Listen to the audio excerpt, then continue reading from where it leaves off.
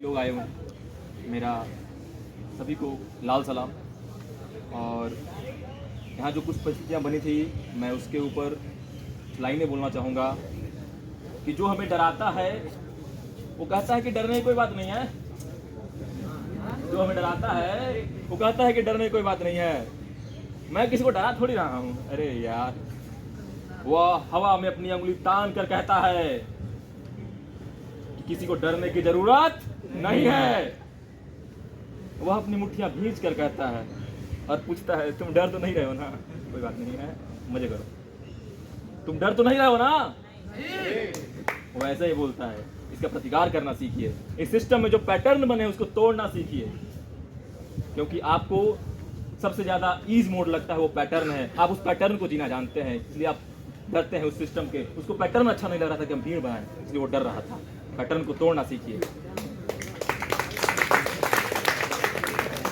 पढ़ूंगा जो हमारी कंटेम्प्रेरी पॉलिटिक्स है उसके ऊपर एक मेरा तंज रहेगा।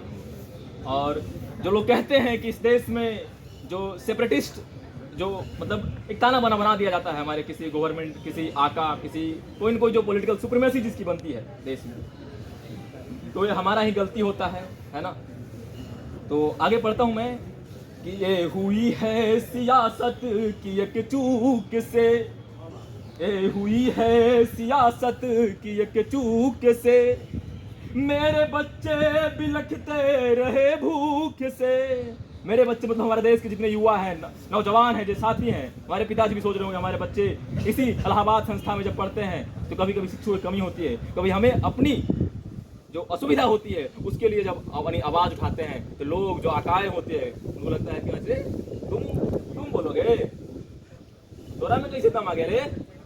ये जो आवाज है ना, उनको डर लगता है। तो आगे मैं बोलूंगा कि ये हुआ है सियासत की एक चूक से, ये हुआ है सियासत की एक चूक से, मेरे बच्चे बिलखते रहे भूख से, रोटियां मांगने पर मिली गोलियां, रोटियां मांगने पर मिली गोलियां, चुप कराया गया उनको बंदूक से, चुप कराया गया उनको बंदूक से। हमारे गांव तरफ एक जमींदार है बहुत बड़ा, तो एक बहुत बड़ा बाजार था। तो उसको जब संपत्ति हाथ से जा रही थी तो बोलता है कि यहाँ हमारा बिल्डिंग बनेगा। काहे नहीं बनेगा? बंदूक के दम पर बनवाएंगे। तो हमको लगा माओ जेदोंग की भाषा हमारे सम्राट साहब बोल रहे हैं। तो अगली मैं पंक्ति पढ़ूंगा और ये पंक्ति रहेंगी अजय दुर्गे साहब की, एक बहुत अच्छे राइटर हैं। तो मैं उनकी पंक्ति आपके सामने प्रस्तुत करूंगा। अगली कविता है प्रतिवाद। इस पूरे के पूरे ऑर्डर, इस पूरे रिजीम के खिलाफ प्रतिवाद। अभी मैंने एक परिवेश का जो पोस्टर था उसके नीचे मैंने लिखा है वर्तमान के खिलाफ विद्रोह। मेरे अंदर में अचानक से एक टैगलाइन आया जो मैं लिखना जरूरी था कि आपकी जो परिस्थितियां हैं उसके खिलाफ हमेशा कंटिन्यू भी बना रही है। कोई गोल थोड़ी होता है किसी लाइफ का, हमेशा कंटिन्यू अनवरत चेंज चाहिए होता है लाइफ में। तो एक प्रतिवाद, एक कविता है कि ओ मेरे दोस्त, तुम्हारी सलाह है कि मुझे कम आक्रामक होना चाहिए। ओ मेरे दोस्त, तुम्हारी सलाह है कि मुझे कम आक्रामक होना चाहिए, सब भूल जाना चाहिए, सबसे प्यार करना चाहिए, अतीत के चंगुल से बाहर आ जाना चाहिए। क्या वही पुरानी बातों को करते रहते हो यार? खैर मैं तुमसे सिर्फ यह पूछता हूं कि क्या तुम्हारे लिए कभी प्रगति प्रतिबंधित हुई है? क्या तुम्हारे लिए कभी प्रगति प्रतिबंधित हुई है? क्या तुम्हारी नियति पैदा होने से पूर्व अनुबंधित हुई है? क्या तुम्हारे लिए कभी गढ़ी गई है सबसे गंदी गाली? क्या तुम्हारे लिए गढ़ी गई है सबसे गंदी गाली? क्या तुम कभी भी उतरे हो सबसे गंदी गटर, नाला या नाली? क्या तुम्हारा श्वेत पसीना, क्या तुम्हारा श्वेत कभी मूढ़ से सर से नितंब तक आया है? क्या तुम्हारा श्वेत कभी मूढ़ से नितंब तक आया है? क्या तुमसे गलती से छू जाने के बाद कोई नहाया है? क्या तुम्हारे मस्तक ने कभी किसी दूसरे का मैला गू ढोया है? क्या तुम्हारे मस्तक ने कभी दूसरे का मैला गू ढोया है? क्या बेगार के भरी दोपहरी में कभी किसी का खेत बोया है?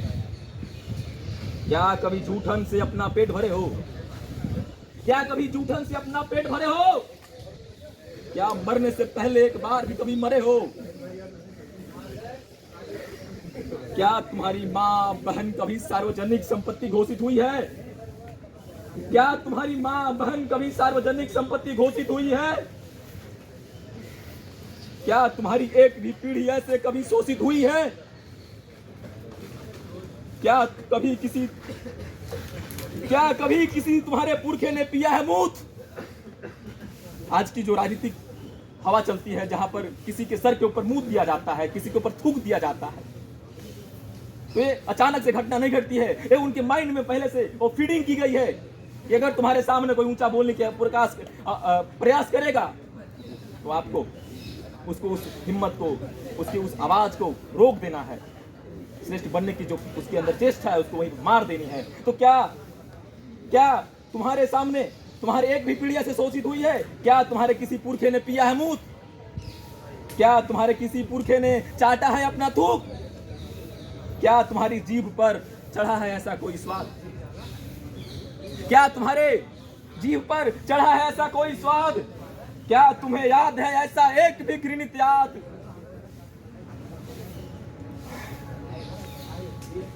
अब तुम कहोगे कि मैं फिर से आक्रामक हो रहा हूं। अब तुम कहोगे कि मैं फिर से आक्रामक हो रहा हूं, तो माफ करना दोस्त, मेरा स्वर ऊंचा नहीं है, बल्कि तुम खुद एक निष्क्रिय चुप्पी के आदी हो चुके हो। तुमने अपने कर्ण पटल को उतना मजबूत नहीं किया कि एक विरोध की आवाज को तुम सुन सको। माफ करना दोस्त, मेरा स्वर ऊंचा नहीं है, बल्कि तुम्हें खुद निष्क्रिय चुप्पी के आदी हो चुके हो। तुम्हारे कान विरोध के स्वर से वंचित रह गए हैं, लेकिन अब उन्हें मजबूत करो, तैयार करो, क्योंकि तुम्हारे अनुसार शोषित दलित आक्रामक हो चुके हैं। क्योंकि तुम्हारे अनुसार शोषित आक्रामक हो चुके हैं, दलित आक्रामक हो चुके हैं।